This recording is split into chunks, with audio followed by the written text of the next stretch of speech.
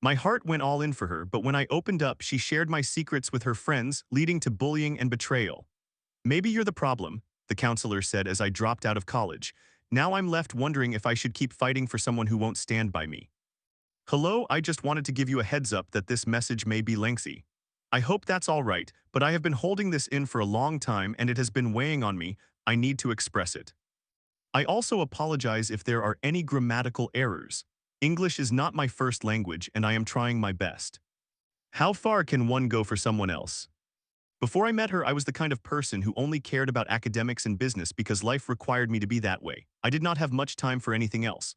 Parties, romance, going out with friends, those were never part of my plan. I was just your typical guy in the classroom, quiet, preferring solitude and indifferent to gossip. What mattered to me were academics and returning home to manage my business. That was all. I had only a few interactions and just a couple of friends I could confide in, as I did not really like to share personal matters. Sometimes my classmates would discuss adulting, trying to learn about my hobbies, interests, or the kind of life I was living, and honestly I had no idea how to respond or engage in those types of discussions. My upbringing was not much different from anyone else's. However, as a person, I guess that is where things were a bit different. I never truly enjoyed being around many people, so I did not make many friends while growing up. But when I do make friends, I keep them close and check in on them because I know how it feels to be lonely, and it can be sad sometimes, even for an introvert. I was not exactly the best at socializing, awkward, quiet, and unsure how to connect with people beyond superficial conversations. But when it came to academics and business, that is where I felt confident. I actually started my own venture back in 7th grade and was already earning a decent amount, around 50,000 to 60,000 monthly, which is good money for living a reasonable life in my country. It was not just a hobby, it became part of how I survived, how I coped, and how I felt I had control over something in my life. Of course, for all those years, I did not really care much about money for myself. All I wanted was to live comfortably. That is why I allowed my parents to handle financial matters at home while I contributed most of my earnings. My father barely earned enough to support the four of us, and my parents were struggling with debt. Thus, for me, the equation was simple: if I could help, I would. I felt I needed to repay them somehow because they were always supportive of my pursuits, even if they did not fully understand them. They never made me feel alone in pursuing what I desired. The love my parents provided shaped the man I am today. It was not perfect, but it was enough to make me who I am. I never engaged in vices, no parties, no wild nights. I had my own world and remained there. I preferred deep conversations over small talk and my hobbies. They might seem peculiar to most people. However, I loved collecting toys, tinkering with technology, and geeking out over random things that made me feel alive. Fast forward, everything changed when I met her during my second year of college. She is female, 19 years old, and I am male, 20 years old. When she entered my life, I did not recognize my feelings. I did not even identify it as love. Yet there was something different, something unfamiliar, an emotion I had never experienced before. It was not loud or overwhelming, but it was there, quietly making space in my heart. For someone like me, who has always been focused, reserved, and emotionally guarded, that feeling was both frightening and beautiful. However, this time my heart overcame my mind. Despite all the hesitations and what-ifs running through my head, I decided to send her a message because it became too unbearable to hold back. It was a simple message, nothing out of the ordinary, just a casual hi, but somehow that small act felt like a giant leap. I did not know what would happen next. All I knew was that I wanted to get to know her better, and for once I was prepared to step out of my comfort zone to make that happen. Coincidentally, she was part of my group for an activity, so I had the perfect excuse to reach out as well. Deep down, I realized it was not solely about the task I was about to assign her. I genuinely wanted to talk to her. I gave her the task she needed to complete for our group activity, helped her with it, and when it was finished, I asked if she could help me in return. The truth is, I could have easily completed it on my own. However, I did not want to end it there. I wanted to prolong the interaction a bit more, just to keep the conversation flowing and to have a reason to stay connected. For the record, she is just like me, an academic achiever. Therefore, it was not really surprising or questionable why I began to develop feelings for her. My intuition about her was correct. She possessed that rare combination of quiet strength, intelligence, and grace. She was not trying to impress anyone, she was just being herself, and somehow that was enough. She had the qualities I looked for in a woman: reserved, focused, someone with depth, and capable of engaging in profound conversations. Yet there was something more, something I could not quite explain. She was unlike anyone I had ever known. Throughout those months, we slowly established a strong and steady foundation. We got to know each other deeply, not just through sweet words but also through presence, patience, and more. Eventually, we both decided to attempt entering a romantic relationship. However, she told me up front that we could not be officially together for 2 years, despite most of her family members being supportive of me. Honestly, that was fine with me. I never cared much about labels anyway. What mattered was the way we cared for one another, and for me that was more than enough. My trust in her was 100%. After all, you should not be in a relationship if all you ever do is doubt your partner. That is not love. It is merely manipulation or a sense of accomplishment. She was not a trophy for me, nor was I just anyone to her. I was her best friend, and she meant everything to me. It was all perfect. We would study together, play games together, and we even developed software applications consisting of facts about ourselves. The more we learned about each other, the more rewards there would be. My way of courting her was not the usual flowers or grand gestures. I expressed my feelings through letters and created something a bit more unique. I made a custom software game just for her. She had to navigate the game to complete it, and at the end, like in those TikTok videos, a question would pop up asking, "Is it alright if I court you?" If she answered yes or no, her response would be automatically sent to me. It was cheesy, nerdy, but it came straight from my heart. That game and those letters were all part of how I tried to show her that I was genuinely serious. I went all in for her out of my comfort zone, all because I loved her. With her, my life began to improve. I started saving and planning for the future in every aspect. I became better with each passing day. Fast forward about 6 months later, things began to deteriorate. It started with a simple disagreement between the two of us, nothing explosive, but somehow her friends, who were also my classmates, amplified it into something bigger than it was. I was never particularly close to her group, but I introduced her to mine and she was welcomed with open arms. The same could not be said about her friends' attitudes toward me. There was always tension, a quiet dislike stemming from jealousy or perhaps simple misdirected interest. Our dispute began when I told her that she needed to learn to say no. People would constantly ask her for things, favors, notes, group projects, and she could not bring herself to decline even if it exhausted her. I hated seeing her in that situation. She complained to me about how tired she was and how it was too much for her. So sometimes I helped her finish those tasks her friends assigned her, but I understood it was not healthy. I also asked her to stop sharing drinks with others out of concern for her health. Initially, I did not see that as a problem, but I grew jealous because there was almost no distinction between her friends and me.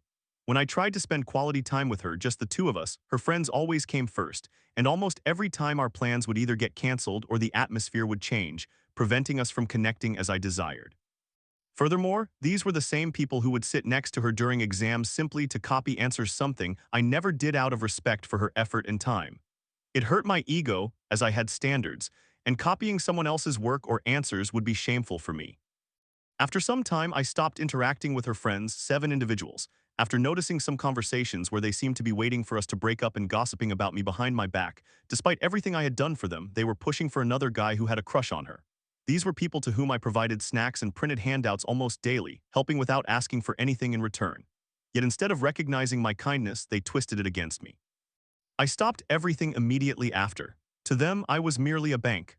I had never been treated this way during my high school years. It was only upon entering college. I opened up to her, writing full paragraphs to express how I felt, what I was witnessing, and how I believed her friends were manipulating her. I just wanted her to be treated the way she deserved, with genuine friendship, not just out of convenience. Then she herself, female 19, showed those messages to her friend group, sharing the exact words I wrote to her meant solely for her. After that, everything spiraled out of control. She admitted she was afraid of losing her friends and acknowledged that she could easily be manipulated. But even then, her anger toward me only grew. She refused to speak with me and wholly shut me out. I tried to mend things, giving her space, keeping my distance, and telling her I would be there when she was ready to talk. During this time, I continued to send her letters and emails just to demonstrate that I cared and did not stop thinking about her. After she leaked our conversation, everything became a nightmare. For 3 months, I experienced verbal harassment and bullying. It did not matter which classroom, subject, or lab I was in, they would whisper, laugh, make comments, and mock me as if I were a joke. It gradually destroyed me mentally. I began to take absences because I could not bear being in that environment any longer. Even when I was not there, they did not cease. They would still gather and talk about me. The worst part. The very person I trusted the most, my best friend, female 19, joined them. She kept leaking new messages I sent privately, adding fuel to the fire.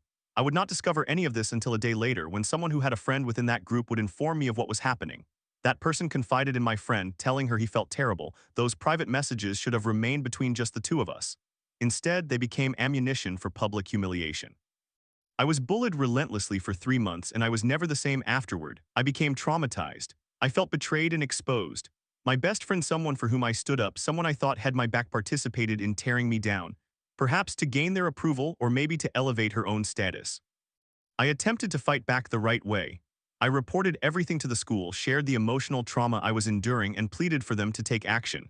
But no steps were taken. Instead, I was the one called to the office, and what the counselor told me broke my spirit.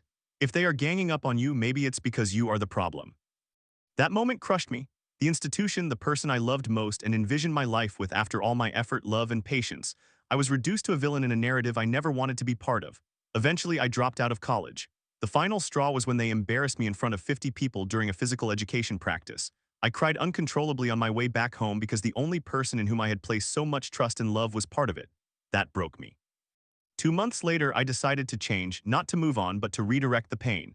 I took a different path, focusing on my genuine goals, aiming to earn 6 figures a month, delving deeper into my hobbies, and working hard to improve my physical appearance. But the truth is, all of it was still for her. Miraculously, or by a twist of fate, I managed to achieve this, except for the physical improvement. I kept thinking maybe one day she would look back and regret the choices she made. Not because I wanted her to hurt, but because I hoped she would realize what we had was special. Anyway, with each passing month, I continued to send her emails about even my smallest triumphs and asked about her life both in school and outside, but I received no responses. Just 2 days ago, I sent her some gifts through a trusted friend. However, I was informed that she declined them, all because her friends were advising her not to accept anything from me. They were instigating her. So I traveled 4 times to deliver those gifts, but ultimately gave them away. I do not really know if I should keep holding on. I envisioned a life with her, one where we supported each other, grew together, and fulfilled every promise we made. I meant every word I ever told her. I never make promises I do not intend to keep. I still love her, and perhaps a part of me always will. But how do you continue fighting for someone who no longer stands by your side? It hurts me to see it end like this. I still wish I could protect her from all the things she does not see. But I am starting to realize that I cannot keep shielding someone who will not let me in, who listens more to voices that bring her down than to the one person who only ever wanted to uplift her. If you have any thoughts or advice, I would genuinely appreciate it. Thank you for reading. Story 2.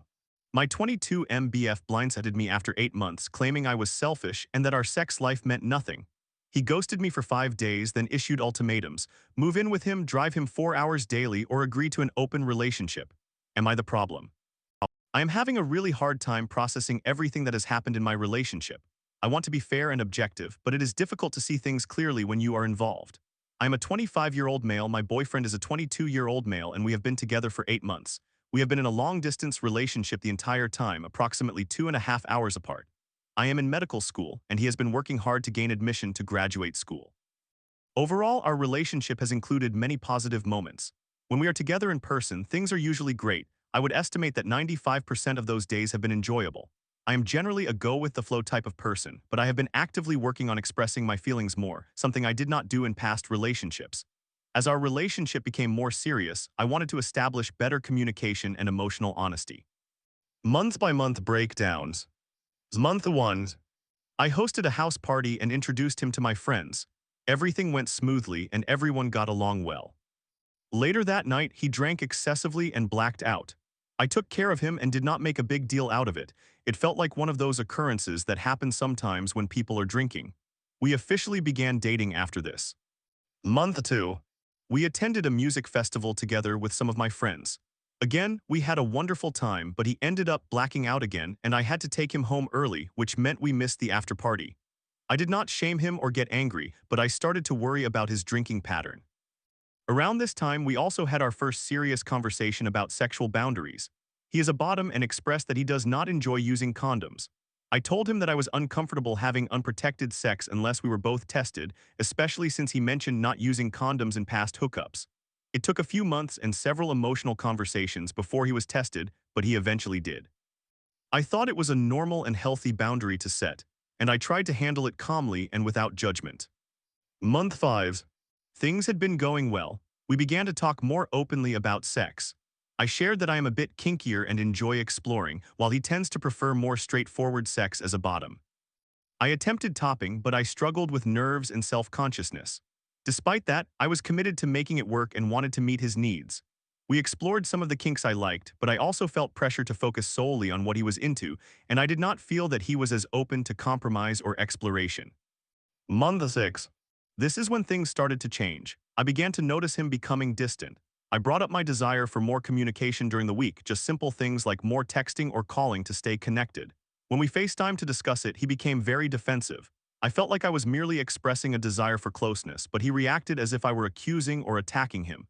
I ended up apologizing to maintain peace. We did end up texting more afterward, so I took that as a small victory, even though the conversation was difficult. He accompanied me to my medical school prom, but once again he drank excessively and blacked out. That night was different, it became a breaking point. The next day he opened up and told me he had been drinking heavily, even drinking and driving with open containers. That frightened me. I told him how proud I was that he confided in me, and I fully supported him. I also encouraged him to find local resources since I was not physically present to help every day. Around this time, I was trying harder to meet his sexual needs, but he became cold and distant. He would say he did not feel clean, did not want to engage in anything, or was not in the mood. That was acceptable, and I did not pressure him, but it was challenging to feel as though I was not even given a chance to improve. I even stopped watching pornography and masturbating because I felt it hindered my performance and intimacy with him. I genuinely wanted to show up for him. But even when I felt confident and ready, he was uninterested. We ended up engaging in activities focused on my pleasure, but I did not want to push him past his comfort level. Month 8, where it all fell apart. We had planned for him to move in with me during the summer before he starts graduate school. He stated that he wanted to work full-time 40 hours at Starbucks, commute 2 hours daily, and do an unpaid apprenticeship. I expressed that I was saddened, not angry, because I had envisioned this summer as a time to truly connect both emotionally and sexually. During the summer, most medical students leave town, so I would be alone, and I was really looking forward to spending time with him, making meals, hiking, and just being close. I was hoping for more balance, perhaps 30-40 hours of work to create space for us. Instead of having a conversation, he reacted with hostility. He accused me of being controlling, stated that he would be broke, said he was not going to be my servant, and more. I was taken aback. My intention was to express feelings, not impose demands. I had already offered to cover rent and utilities and offered assistance with food or other expenses if needed. I was not trying to control him, I was trying to support him and create space for our relationship. I later suggested an alternative via text, staying at my mother's house in Massachusetts. It is spacious, quiet, and close to my friends and family, and he would have better job opportunities there. It had worked very well for my brother and his girlfriend when they lived there. I thought it might resolve many of the logistical issues and bring us closer. After this suggestion, he ghosted me for 5 days.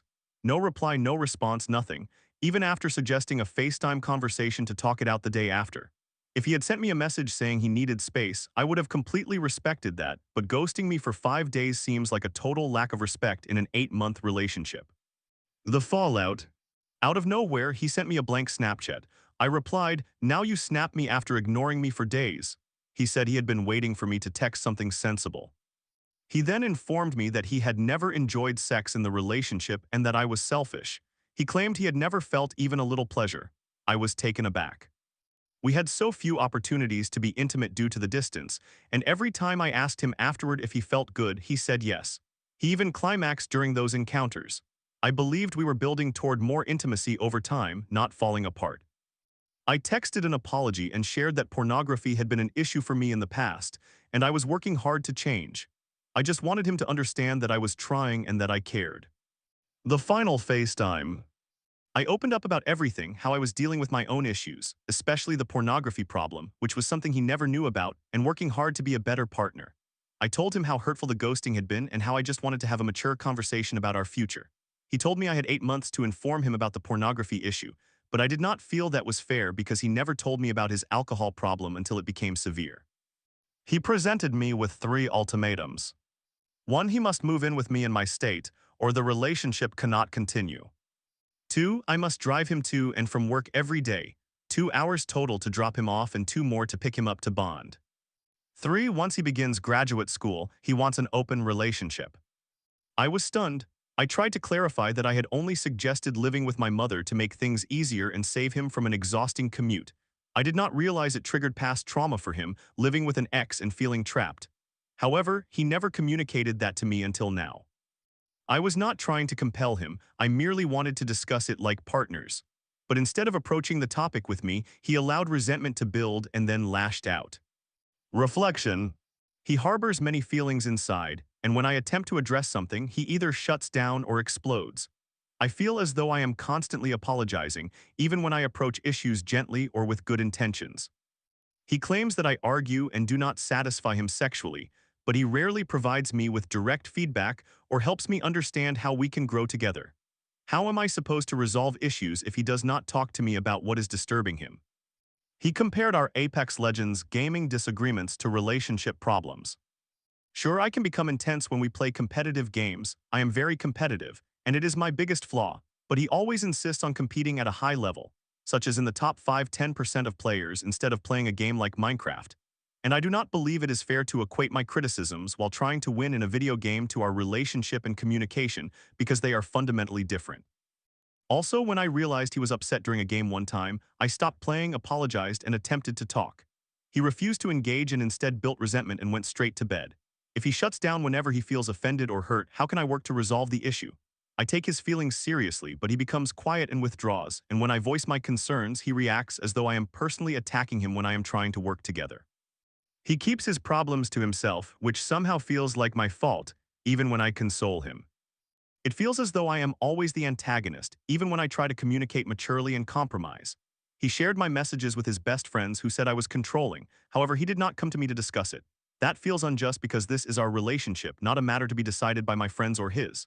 My friend also supported my viewpoint, but that holds little weight as we are meant to be a team resolving these issues, not ghosting and referring to outside opinions. His friend likely does not know about the ultimatums he presented to me, so I suspect that might change her perspective on who is being controlling, as I would never do that to him, even regarding the alcohol issue, unless it escalated severely. I have tried so hard to make this work emotionally, sexually, and logistically. I have owned up to my flaws and mistakes. However, I do not feel that I am receiving the same in return. Additional concern: drinking again. One aspect that unsettled me was that, during this call, he mentioned that he planned to start drinking again and insisted that he never had a problem in the first place.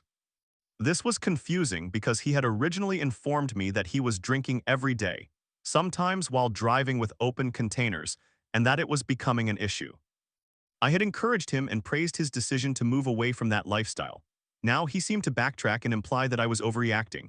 I said I was not trying to control him, but I was concerned because he had acknowledged it as a problem. He dismissed my concerns and appeared irritated that I mentioned it at all, even though he was the one who broke down in tears regarding it after blacking out at the prom. So now I am stuck. Am I overthinking all of this? Was I too controlling even though my intentions were good? Is his communication style simply different, or is it manipulative? I do not feel that we are functioning as a team. I want accountability on both sides and healthy, open communication. Feelings and issues are not black and white but a gray area where both sides can improve. However, I am uncertain if that is even possible in this relationship anymore. Please, I just need an outside perspective. Summary. I, 25 years old, have been in a long-distance relationship with my boyfriend, 22 years old, for 8 months. Things were wonderful in person, but communication issues, differing sexual needs, and his drinking began to create tension. I supported him through his alcohol challenges and made considerable efforts to meet him halfway emotionally and sexually, even opening up about my own struggles such as a pornography addiction. When I expressed a desire for more quality time this summer, he labeled me as controlling and ghosted me for 5 days. He later stated that he never enjoyed sex with me, accused me of being selfish, and imposed 3 ultimatums to continue our relationship, moving in with me, driving him 2 hours daily to work, and agreeing to an open relationship. He is now drinking again and insists that it was never a problem, despite having previously admitted that it was. I feel like I have consistently tried to communicate and improve, while he shuts down or ghosts me and fosters resentment. I am left questioning if I am the problem, if his behavior is manipulative, or if we are simply incompatible. I need help determining if I am missing something or being gaslit. Story 3. My girlfriend's male best friend slept over. Now he wants to lay the pipe. After I confronted Selena, she saw my point, yet doubts linger as they prepare for a UK trip. Can we trust each other moving forward? Is her friendship a bomb waiting to explode? I apologize in advance. This is quite lengthy, but I attempted to include all the details because I know how Reddit can be, with people asking clarifying questions that no one ever sees the answers to in the comments. So here is every detail. For context, I am a 26-year-old woman and I have been dating this girl, who is also 26 years old, for over 6 months. We will refer to her as Selena. We are not officially in a girlfriend-girlfriend relationship because 1. This is my first queer endeavor. 2. She has never been in a relationship before. And 3. We both have a lot going on in our lives with work, friends, medical issues, etc. However, we are doing well and have had a serious conversation about definitely working toward a relationship. We are both taking it slow to avoid feeling overwhelmed. Selena has a male friend named Todd. Todd is one of the most unusual and least attractive men I have ever encountered. I must specify that I am a bisexual woman, so I mean this as someone who is familiar with and attracted to men. I assure you, this is relevant to my later points. Selena claims that he is her best friend. They consistently send each other Snapchat messages. It seems to be nonstop, but when she is with me, especially as we have grown closer and more intimate, she hardly messages him at all. One of my first indications that something was off with Todd was when she showed me a message he sent her. She had apologized for replying late and he responded, "Oh, I figured because you never respond when you're with homegirl." He and I are both black, so his choice of language immediately raised a red flag for me because it sounded almost resentful. Later, Selena informs me that she is having a friend stay over for the weekend, and surprise, it is him. She lives with a roommate in a two-bedroom apartment, by the way. She tells me that she will give him the bed while she sleeps on the couch. Again, this raises a red flag for me. Being Caribbean, I find it inappropriate for a man to sleep in a woman's bed, not to mention that he should have offered to sleep on the couch, in my opinion. All of this feels quite unusual to me, but I justify it by acknowledging that different people have varying levels of closeness with friends. I assumed that she had been friends with him for many years since he is not a college friend like her roommate. On the day after his first night staying over, I am out with my friend when Selena sends me a picture of him in her pajamas, stating that he forgot his pajamas for the weekend, so she had to lend him her pajama pants and shirt. I find it particularly strange that a man would forget his pajamas when they have been planning this visit for weeks. I also discover that he only lives an hour and a half away from her, so why a weekend-long sleepover? At this point, my friend, who is with me, remarks that the entire situation is weird, inappropriate, and overstepping boundaries. However, I rationalize it by saying that she has never been in a relationship before and has mostly engaged in casual hookups, so she might not be accustomed to adjusting her behavior when dating someone. Additionally, since Selena and I are not yet official, I feel it is not my place to question a long-standing friendship. Fast forward to the next evening when she comes to sleep over. We are driving to a store and she discusses her weekend with Todd and everything. I ask her how they met. Selena tells me they met on Hinge 2 years ago. He liked her first and she was just passing time, so she matched back. However, they quickly realized they would be better off as friends. She mentioned that she friend-zoned him first and that he would not be interested in her because he thinks she is crazy. I remain silent for a moment before responding that I am judging her choice of man because I question why she even matched with someone who looks like him. I understand that I may sound shallow, but he appears unkempt and embodies the type of man who does not shower and asks women for hugs while complaining about how nice guys finish last. The atmosphere becomes somewhat awkward, which she notices, prompting her to elaborate about how she would never be interested in him, etc. The following night, during another conversation, I bring it up again. I explain that I am trying to gauge our compatibility regarding boundaries and other factors. To me, a boundary is something personal rather than something you dictate to your partner. It seems to me that Selena has very lax boundaries with her friends and people around her, and I do not want to ask her to change if she does not perceive an issue, as that would indicate it is likely not a suitable match for me. I used her situation with Todd as one example, explaining that given their meeting circumstances, I find the sleepover bizarre and not something I would be comfortable with. She attempts to reassure me by explaining that she had stayed over at his apartment before when they were going to an anime convention early the next morning in his area. I consider that explanation very different because there was a planned activity. It made sense logistically. This current situation, however, involves just spending a weekend lounging around together, which feels particularly intimate. Selena also clarifies that when they first matched, they were just discussing anime, and when they first met up, she made it clear that they were merely hanging out, not dating, so there were no expectations. She recounts that they hung out around 5 times before he expressed that it seemed like a friendship. She excitedly agreed and they have remained friends since then. I then state that while he may be attracted to her, she set the boundary. That does not mean that he will stop being attracted to her. She acknowledges this point because his previous romantic interests have also expressed concerns. Still, she insists it is purely platonic, claiming that he flinches when they accidentally touch and that he thinks she is crazy, therefore would never want to pursue her. I point out something she had told me before, asking, "But didn't you say he has issues and would pursue anyone who gives consent?" My concern is that the only factor preventing him is her lack of interest, not his lack of attraction. If she wanted to pursue something with him, he would surely be willing, and that does not reflect a true friendship. It suggests a man biding his time. Selena responds that he is complicated and has issues. She reassures me that she understands my perspective. We then return to discussing another situation regarding boundaries with her female roommate, which was another example I provided. The conversation concludes with me saying that she might view my expectations regarding what is acceptable and unacceptable in our relationship as overbearing. This could be due to her current boundaries, or the lack thereof with friends, alongside her inexperience with dating. I expressed my concern that she might always feel like she had to meet me where I am because I am unwilling to compromise on certain key aspects, and that I maintain a stricter approach than she does about what I accept. This may make her feel constrained or controlled, which is contrary to my intent. Selena explains that if I present her with a concern, she would respect it and engage in a conversation to explore how we could potentially reach an agreement. I perceived this response as evasive, indicating we could talk about it, but that it was unlikely I would change my views. My best friend has a differing perspective, believing it implies that she is open to compromise. I have a male best friend as well, and not only would I not behave in the same manner as Selena, but he would also never permit this type of situation. Such dynamics would be uncomfortable for both of us. I even called him to discuss my situation, and he agreed that it is odd. Both my best friend and I are on the same page that Selena's relationship with Todd is inappropriate due to boundary violations. He evidently still harbors feelings for her, which he has acted upon by forgetting his pajamas, sleeping in her bed, and making that questionable comment about her not responding when she was with me. Furthermore, Selena is undeniably more attractive than he is and is in a better life situation, making her an enticing option for him.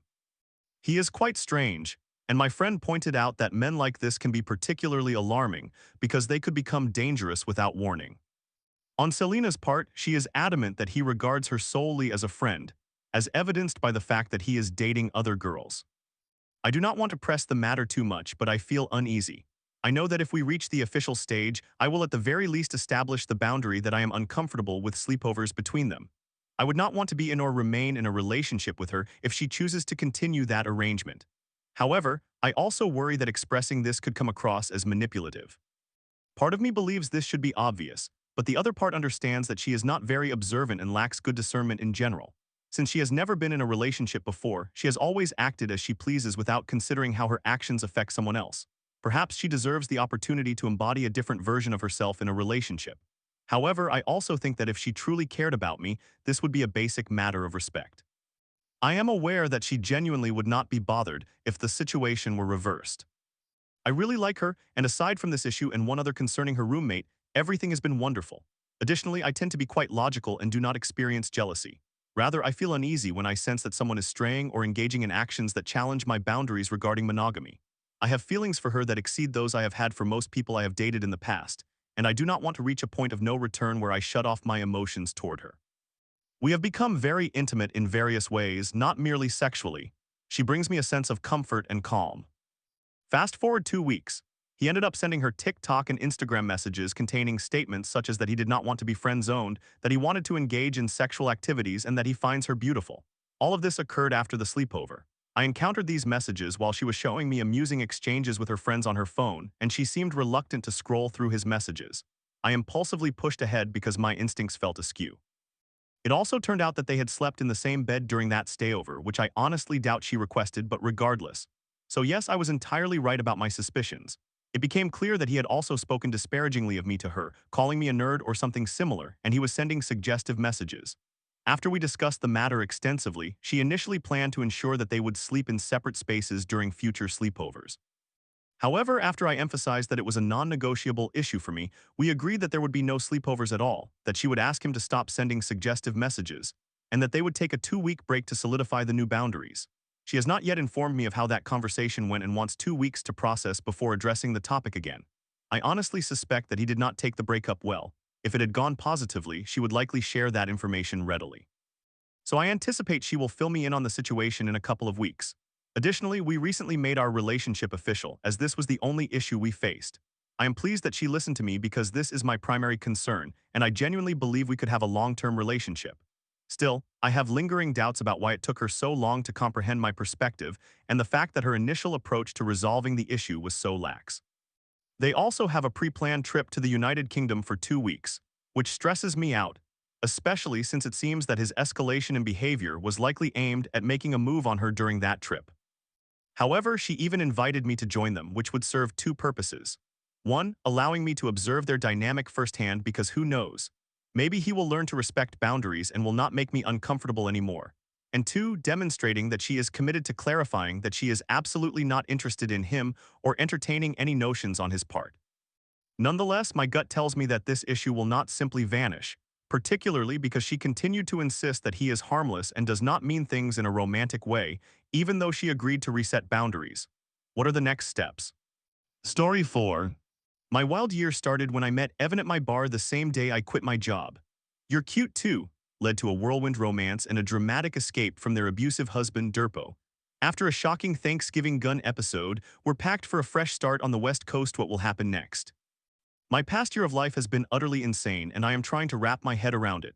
1 year ago, I met the most amazing person on the same day I submitted my 2 weeks notice. They approached the bar where I worked and attempted to get my attention, but to no avail. Eventually, they succeeded in stopping me, asked me for a piece of paper, and the next thing I knew, I was texting them back, saying, "You are cute too." We exchanged texts for a while and decided to meet up for Turkish coffee at 10 p.m. instead of going to a bar. During coffee, this person named Evan shared everything about themselves with me, and I discovered that our lives could not be more similar. Both of us were adopted, our parents had the same names, we had crazy siblings, shared the same goals and standards in life, and our hobbies and knowledge complemented each other. It was an incredible connection. However, there was one problem. Evan was in a polyamorous relationship with their husband, Durpo, and another woman. I was open to this and explored being a part of that relationship dynamic for a short time. I met him and instantly disliked him. Evan informed me more about their relationship, and I came to learn that he was quite problematic. He had countless issues, a violent temper, and made disgusting comments toward Evan that fueled my resentment. I felt so jealous that they would stay with this terrible person. Evan understood the rules of their polyamorous relationship, but communicated to Durpo that I was off limits. This prompted Durpo to make mean and derogatory comments about me, but Evan stood firm against him, practically telling him to go away while making fun of her. Evan and I spent days talking to one another. I found out that they were visiting their sister for the birth of her third child. Evan introduced me to their siblings and nieces and nephews. The entire family took an instant liking to me, seeing me as a goofy aunt. Evan took me to the zoo, accompanied me to work, hung out with my friends, lived and laughed on the apartment kitchen floor, and fell in love with me. Our intimacy was explosive, like fireworks going off. That summer, I fell in love with someone on my kitchen floor. On the final night before they were supposed to leave, Evan shared more about Durpo. Upon learning that he had abused them and their dog hitting them, yelling at them, and committing other disgusting acts, Evan had enough. I asked them if they would stay with me so we could figure things out, and they actually chose me. I could not believe it. They flew to their home state of South Carolina and drove back in less than 2 days. When Evan returned, they promised to provide me with a proper proposal, not just the one they had initially promised when they left. I cleaned my entire apartment for the arrival of my fiancé and their dog. Yes, fiancé, they proposed to me while we were together for those 2 weeks. The next thing I knew, I had the family I always dreamed of. Durpo continued his abusive behavior, calling us both disgusting names, but I picked up the phone and responded so harshly that he attempted to change genders. Yes, that's real. Evan filed for divorce not long after, but we needed to return to South Carolina to retrieve more of their belongings. Durpo would not allow us entry upon arrival. Instead, he called the police on us. 5 police cars and an armored truck arrived in the neighborhood and asked us questions. Picture 2 people wearing rainbow shorts and t-shirts that read, "Don't be a connoissaurus." The officers left immediately after recognizing what the actual threat was, but they confronted Durpo with a gun that he had displayed on the table. Durpo was armed the entire time we tried to gain entry. I was not allowed into the house, but Evan managed to retrieve all of their possessions.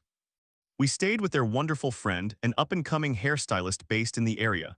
We attempted to go to the beach, but we were both too shocked to enjoy it after everything that had happened. We returned home and hunkered down for a while. I began working at a winery, which quickly became a nightmare, and I sustained an injury on the job. I had to leave my position, and Evan was released from their corporate job.